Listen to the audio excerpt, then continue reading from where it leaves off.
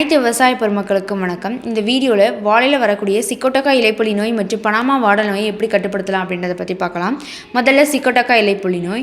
இதனால் இலைகள் எல்லாமே பழுப்பு நிறங்களில் மாறிடுது. இலைகளில் ப்ரௌன் கலரில் புள்ளிகள் தோன்ற ஆரம்பிக்குது. பின்னால் அந்த புள்ளிகள் எல்லாமே ஒன்றிணைந்து இலைகள் காஞ்சி போன மாதிரி ஆகிறது. அடுத்து பனாமா வாடல் நோய். இதனால் அடி இலைகள் எல்லாமே மஞ்சள் கலரில் மாறி பின்னால் அந்த இலைகள் காஞ்சி கீழே தொங்க ஆரம்பிச்சிடுது. பாதிப்புகள் அதிகமாகும் போது தண்டு பகுதிகளில் பிளவு ஏற்படுது. இதனால் மகசூல் அதிக அளவு பாதிக்கப்படுது. இந்த நோய் எதன் மூலமாக பரவுது அப்படின்னு சொல்லிட்டு பார்த்தோம்னா மண் மூலமாக பரவுது. அது மட்டும் இல்லாமல் நம்ம பயன்படுத்தக்கூடிய வாழை கன்றுகள் இந்த நோயினால் பாதிக்கப்பட்டிருந்தால் அதன் மூலமாகவும் பரவ ஆரம்பிக்குது.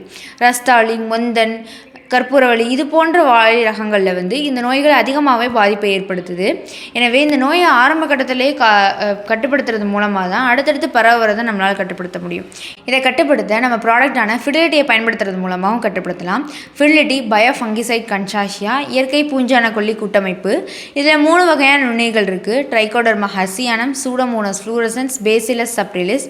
இந்த 3 வகையான நுண்ணுயிர்கள் சிக்கோட்டக்கா இலைப்புள்ளி நோய், வாடல் நோய், கருகள் இது போன்ற நோய்களை கட்டுப்படுத்துது. இது ஒரு ஏக்கருக்கு 500 கிராம் போதுமானது. 15 நாள் இடைவெளியில் வேர் சிகிச்சை கொடுத்துட்டு வரது மூலமாக இந்த நோய் தாக்குதலை கட்டுப்படுத்தலாம். எனவே அனைத்து விவசாயிகளும் இதை வாங்கி பயனடையுமாறு உங்களை அன்புடன் கேட்டுக்கொள்கிறேன். நன்றி, வணக்கம்.